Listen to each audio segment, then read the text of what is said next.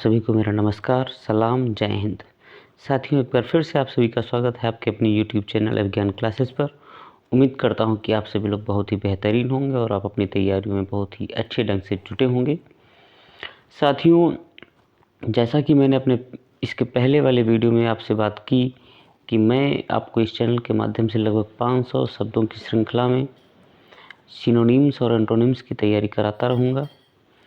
तो दोस्तों, उसी श्रृंखला का ये दूसरा वीडियो है जिसमें 25 और सिनोनिम्स मैं आपसे साझा करने वाला हूँ। इन सिनोनिम्स को ध्यान से समझने के लिए, जानने के लिए वीडियो को अंत तक ज़रूर देखें और अपने दोस्तों के साथ साझा कीजिएगा। अगर आप हमारे चैनल पर नए हैं और आपको ये वीडियो पसंद आता है तो हमारे चैनल को सब्सक्राइब कीजिएगा और हमें अपना सपोर्ट दीजिएगा। साथियों, चलिए वीडियो शुरू करते हैं। वीडियो में जो सबसे पहला शब्द है बैनिश। बैनिश का मतलब होता है निर्वासित करना। दोस्तों, सिनोनिम्स और एंटोनिम्स सीखना ज़्यादा कठिन तो नहीं है। जैसे कि जो बाकी इंग्लिश ग्रामर होती है उसमें कुछ आपको नई चीज़ें सीखनी पड़ती हैं या थोड़ा अंग्रेजी का ज्ञान भी हमें होना ज़रूरी होता है, लेकिन मैं मानता हूँ कि जो वोकैब है वो कहीं ज़्यादा सरल होती है उन चीज़ों से।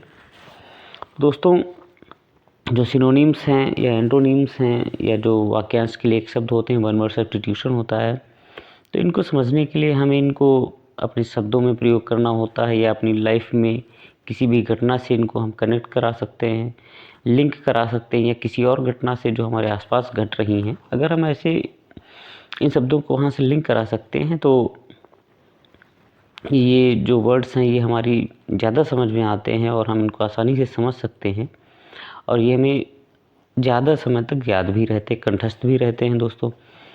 तो दोस्तों, पहला जो वर्ड है वो बैनिश है। बैनिश का मतलब होता है निर्वासित करना। बैनिश का मतलब क्या है? निर्वासित करना, जिसके सिनोनिम्स हैं एक्सपेल, एक्साइल, डिसमिस या डिबार। तो निर्वासित करने का मतलब यही है कि अगर हम कोई एक घटना देखते हैं तो रामायण की सबसे सुंदर घटना है कि रामायण में एक प्रसंग है, घटना है कि जो भगवान राम हैं उनको निर्वासित किया जाता है, उनको वनवास दिया जाता है। तो उसमें हम यूज कर सकते हैं इसको या उस घटना से हम इसको जोड़ करके कह सकते हैं, याद रख सकते हैं कि बैनिस्ड। तो बैनिश मतलब एक्सपेल और एक्साइल, डिसमिस, डिबार, ये इसके सिनोनिम्स हैं। दोस्तों, अगला शब्द है ब्यूटीफुल। क्या है? ब्यूटीफुल। ब्यूटीफुल मतलब सुंदर। सुंदर ये सभी लोग परिचित होंगे। हैंडसम, प्रेटी, चार्मिंग, लवली, ये सारे इसके सिनोनिम्स हैं। उसके बाद वाला जो शब्द है बेनिफिट। बेनिफिट नाउन में भी आता है, वर्ब भी होता है। इसका मतलब होता है लाभ। क्या मतलब होता है? लाभ। जिसके सिनोनिम्स गेन है, प्रॉफिट है, गुड, एडवांटेज, ये सभी इसके सिनोनिम्स हैं। तो बेनिफिट वर्ब की तरह भी यूज होता है, नाउन की तरह भी यूज होता है। तो दोस्तों, अगले वर्ड की तरफ बढ़ते हैं जो है हमारा ब्रीफ। ब्रीफ मतलब संक्षिप्त। कहते हैं मतलब इसका संक्षिप्त मतलब जो हम कम करके बताते हैं, शॉर्ट में करके बताते हैं, कंसाइज करते हैं।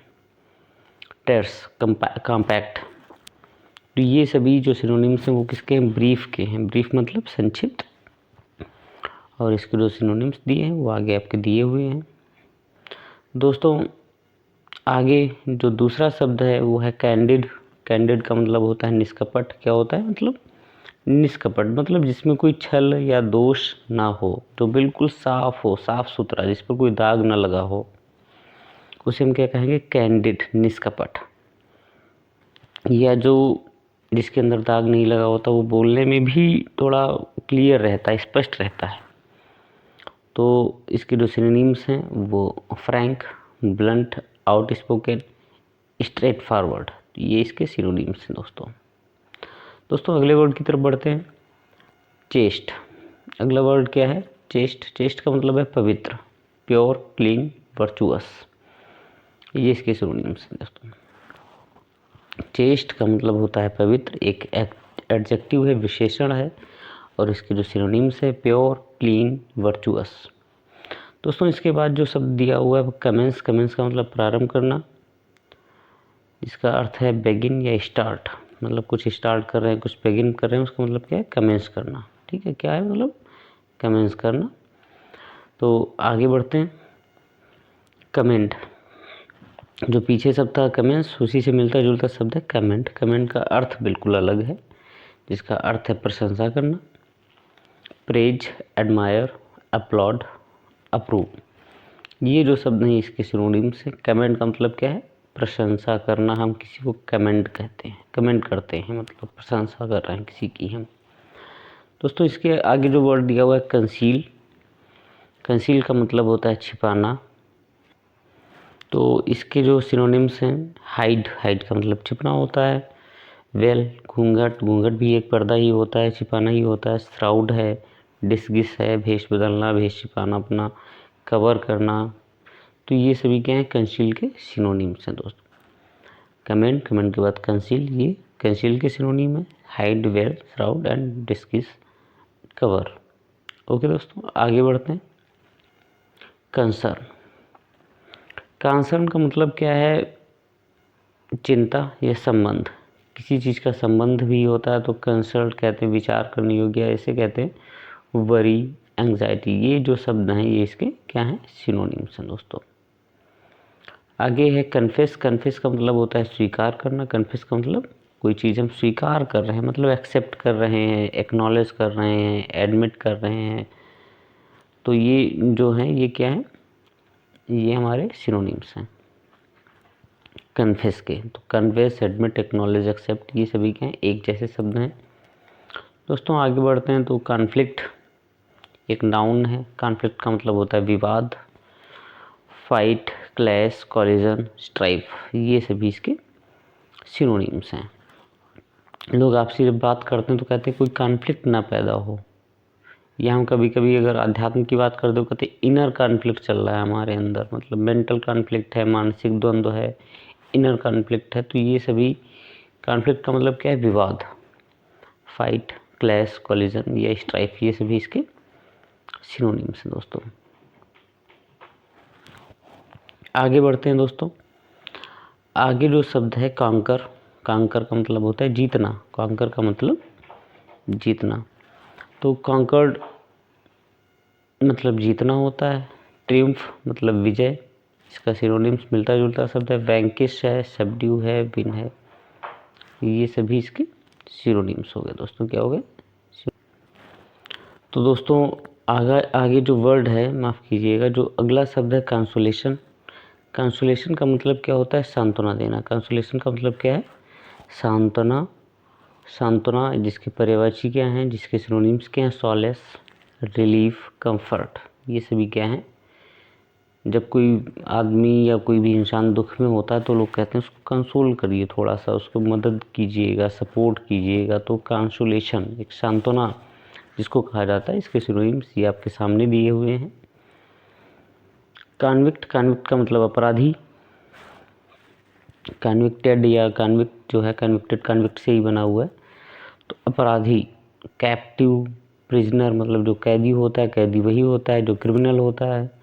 तो ये जो शब्द हैं ये सभी इसके सिनोनिम्स हैं।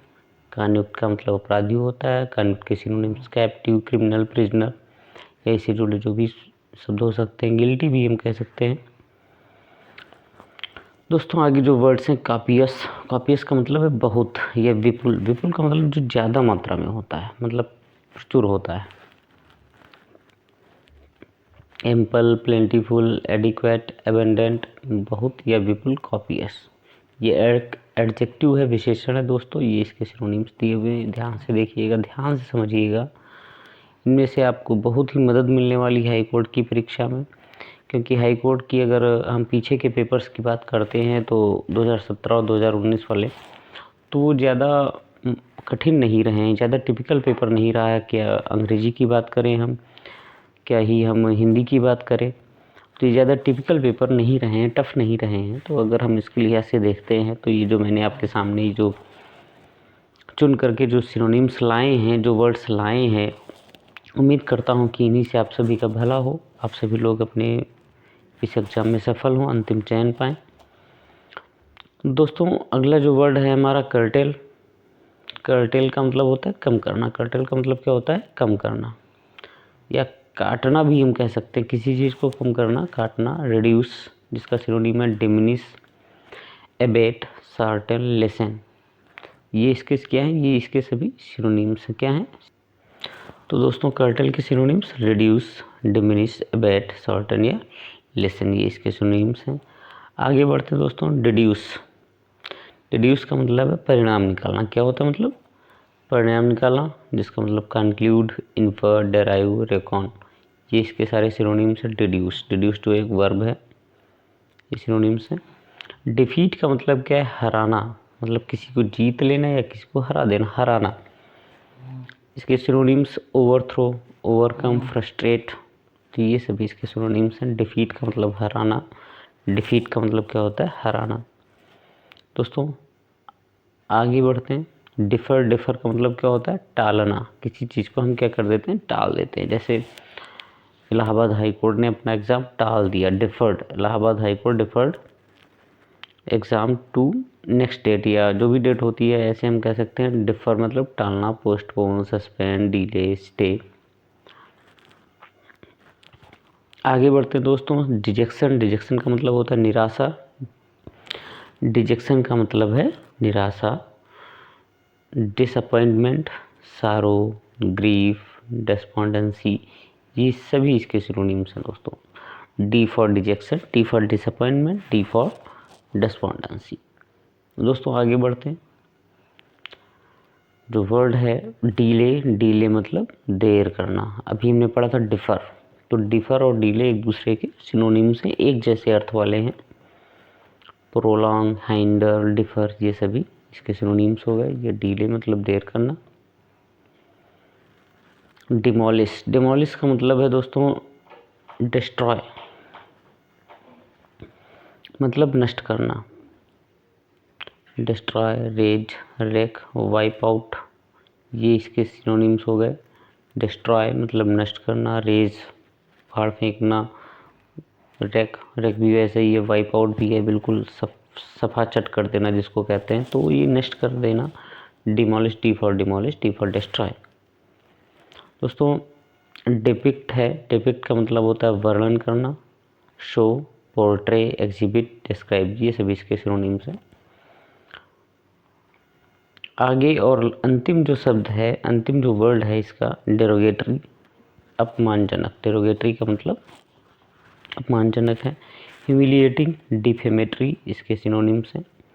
ह्यूमिलिएटिंग और डिफेमेटरी, ह्यूमिलिएटिंग और डिफेमेटरी जो अपमानजनक है, इंसल्टिंग हो सकता है इसका सिनोनिम से। तो ये जो सिनोनिम्स हैं ये 25 और मैंने आपसे साझा किए हैं। उम्मीद करता हूँ कि ये सभी जो वर्ड्स हैं इन्हीं में से आपको कुछ ना कुछ मिले और आप अच्छा स्कोर कर सकें अंग्रेजी में। दोस्तों ये अभी एक डेमो क्लास की तरह ही कह लें हम, या ये थोड़ा अभी मैं जो भी शब्द मैंने रखे हैं ज़्यादा टिपिकल वर्ड्स नहीं है, एक नॉर्मली बोले जाने वाले हैं या सुने जाने वाले हैं या आपने पढ़े भी होंगे इससे पहले, तो ये अंग्रेजी में शुरुआत करने के लिए पर्याप्त है। और ये शुरुआत करने के लिए भी पर्याप्त था और इसके साथ साथ एग्ज़ाम के लिए भी सही है, सही शुरुआत के लिए सही है। आप सभी अच्छा कर सकें और धीरे धीरे सीखने की कोशिश कीजिएगा। कि एकदम से हम ये नहीं है कि बहुत सारा ज्ञान आपके ऊपर उड़ेल दें या आप बहुत ज़्यादा एकदम से ही सीखने लगें अंग्रेजी हो और ये एक तनाव में लेकर के चलें कि हमें कम दिनों में इतनी तैयारी करनी है, कैसे करेंगे। तो ऐसा कुछ भी नहीं है दोस्तों। आप सभी लोग बिना तनाव के अपनी तैयारी में जुटे रहिए, तैयारी करते रहिएगा। आप सभी अपनी तैयारी को और बेहतर बनाने का प्रयास करते रहिएगा। मैं उम्मीद करता हूँ कि दोस्तों आपको ये वीडियो पसंद आया होगा। अगर आपको इस वीडियो की PDF फाइल चाहिए तो नीचे दिए गए नंबर पर आप संपर्क कर सकते हैं। आपको ये PDF बिल्कुल फ्री में अवेलेबल कराई जाएगी। ये क्या, जो भी आगे मैं अपने इस चैनल पर जो भी अपडेट देता रहूँगा, जो भी तैयारी करवाता रहूँगा, उसकी PDF फाइल आपको फ्री में मिलती रहेंगी। तैयारी को और मजबूत बनाने के लिए हमारे इस चैनल से जुड़िए, सब्सक्राइब कीजिएगा, अपने दोस्तों के साथ साझा कीजिएगा, पसंद कीजिएगा और दोस्तों बेल नोटिफिकेशन को भी प्रेस कर दीजिएगा, जिससे आपको आने वाली कोई भी नोटिफिकेशन से आप अपडेट हों सबसे पहले। तो दोस्तों धन्यवाद, जय हिंद।